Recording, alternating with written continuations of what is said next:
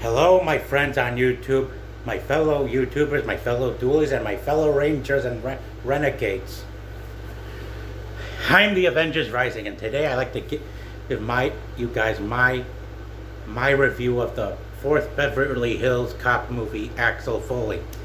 Man, it was so fun, so hilarious to see Eddie Murphy continue running road rage mayhem across the streets of Detroit and Beverly Hills, as he usually does in the previous three movies. Man, oh man, I don't know what the hell what kind of world Tyrone Magnus was in. Whether it's because of Iger and Kathleen Kennedy at Disney not being held accountable for ruining our favorite brands, as well as being frustrated with the shareholders for choosing to keep these bigots, ESG bigots, in charge, and as well as making Warner Brothers constantly keep on copping out of continuing a specific franchise and rebooting it just to keep irritating us with this repeat the 80s algorithm that the deep state and these institutions got the whole entire movie industry pushing us through. But wow. At least it wasn't fucking woke. It was quite the entertainment.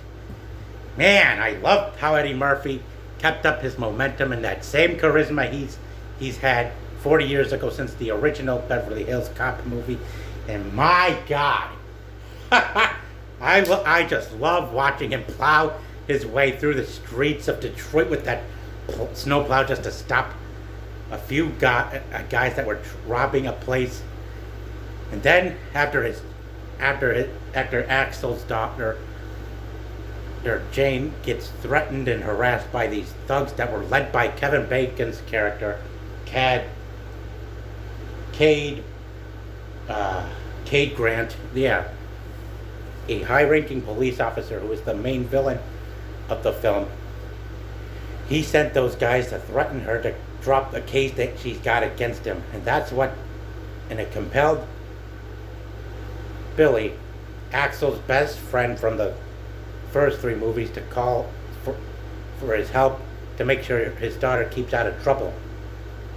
Man, does he bring all the funny, hilarious mayhem back into Beverly Hills. Yeah, sure, it does have some elements that bother us, and it's not just woke, but hey, he knows how to put on quite a show. Man, I may not have seen the first three films entirely, but wow, I'm sure this movie definitely redeems the franchise after the third film was a letdown. Now, I'm not sure how the third film was a letdown to most folks, but to me, I kind of find well, I'm not going to go telling you about what I've seen from these movies on YouTube. Anyway, as soon as Axel gets arrested, he was able to he finally got Jane to come speak with him in person.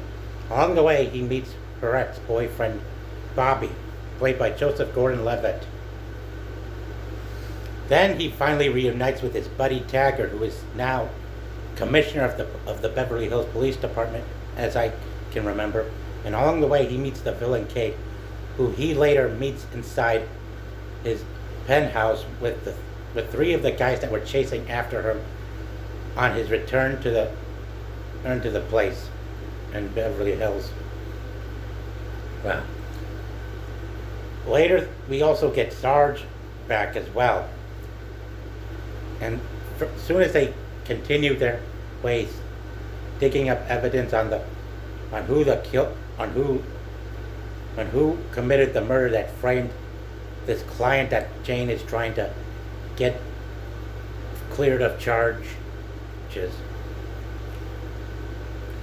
Axel and Bobby, after Axel and his daughter survive an ambush that was led by Mexican cartel gangs, with the help of Bobby, they eventually end up suspended without pay, but continue the case going forward.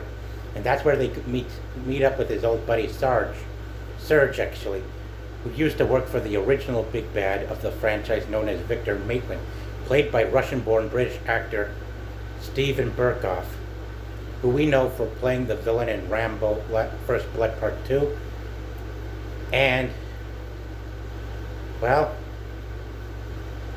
appeared as one of the villains in the Octopussy movie of 1983. Man, I tell you guys,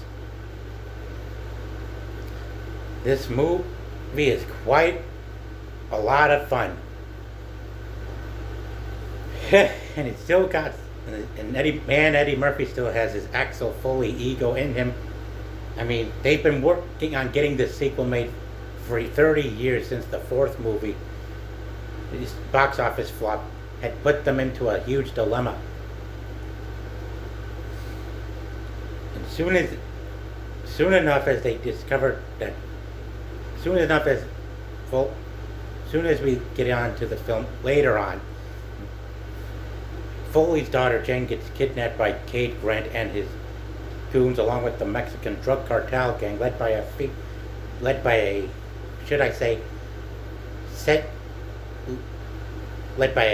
Senorita Honcho, if you will. Pardon my language.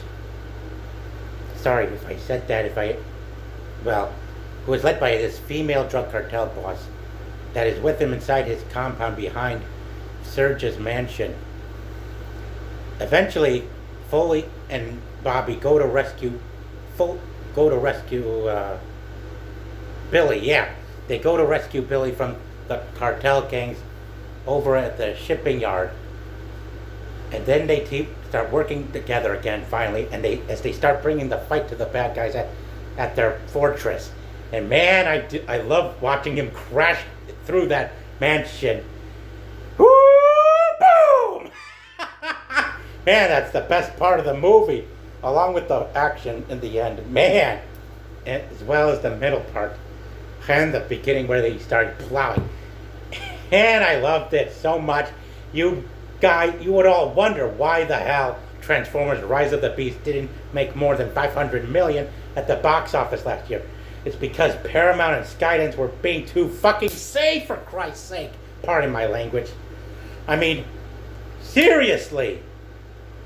You had to go and delay the 7th live action installment a whole goddamn year, all because you feel like you wanted to move away from Michael Bay's vision and to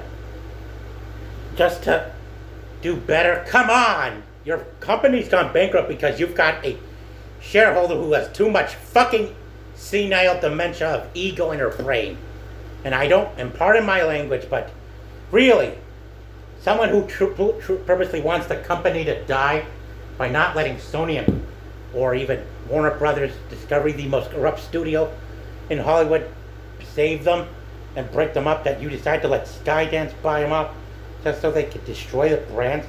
I'm telling you, Shari Redstone needs to retire, for God's sake.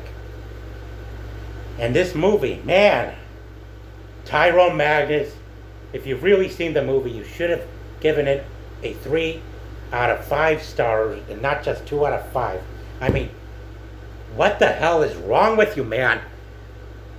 This movie is still off the chain, and it's not some fucking parody of its predecessors. It is worthy of continuing the franchise. I mean, Axel Foley took a bullet for his own daughter, and of course, his own daughter's ex-boyfriend had to take out the villain after saving her. So come on! Wait, where's your senses, Tyrone? You used to be so much fun, with so much happiness and so much laughter 10 years ago. You know, back when you started on your first 4 years as a YouTuber, for heaven's sake. I mean, you rose to so quickly with up to 1 million subscribers, not just from paying NBC Universal to promote your channel on YouTube, but because you've done so many videos where you laughed at so many funny videos of people laughing hysterically in different languages, as well as laughing at folks getting hit in the face with a soccer ball and a volleyball, and so forth. I mean, come on, Tyrone Magnus. Wake up from your doom and gloom. You really gotta get out more, pal. And if you really want to start finding your escapism while we're still dealing with such totalitarian egomen like BlackRock, and how we can start chopping down their trillions and disabling them of their recovery, of being able to recover without having to resort to anything last resort related, you should start by doing some weekly episode reviews of Seinfeld, so that the laughter from that show can help you feel better. I mean, wake the hell up. Come on. You either need to wake up, give it a better review, come join me and my fellow dualies at Hold My DualShock, as well as the rest of our superiors at the Syndicate, on our push to restore the Snyderverse. Or at least if you get this video, look into interviewing Tony Todd and show just how appreciated you were when you were so happy and excited to be playing as his Venom from PS5 Spider-Man 2 game. Come on, man. I have to give this movie 4 out of 5 stars, 8 out of 10 stars. 8 out of 10 stars. I do not like some of the inappropriate elements that have been incorporated into this film. And I wish they'd, kept more of the sexy hot women in it as the previous 3 films did. But the action and the comedy kept it in. And man, Eddie Murphy has not lost his touch. I mean, by having kept this project going for 3 decades since Beverly Hills Cop 3, man, does he still got it.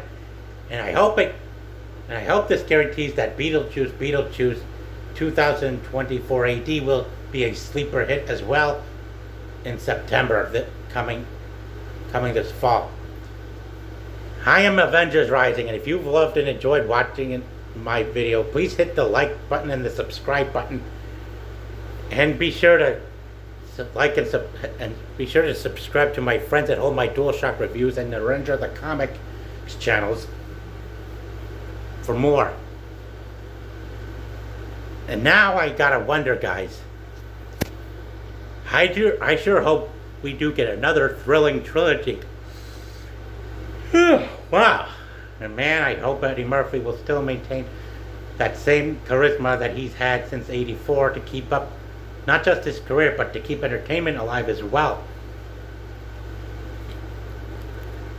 So be sure to rally to me, assemble and rise up, my friends, and stay tuned for more as I'm yet to start using StreamYard to continue to start doing actual official live stream videos from there. And hopefully that I'll be able to get in touch with my friends at Hold My DualShock at some point. If not for episode 8 review, because of much of what I gotta deal with regarding family matters and my savings, then at least I'll be looking forward to doing so, hopefully by the end of the month or so. So take care, my friends, and be sure to watch Beverly Hills 1, 2, and 3. And then watch number 4 on Netflix. And take care. The Avengers Rising out.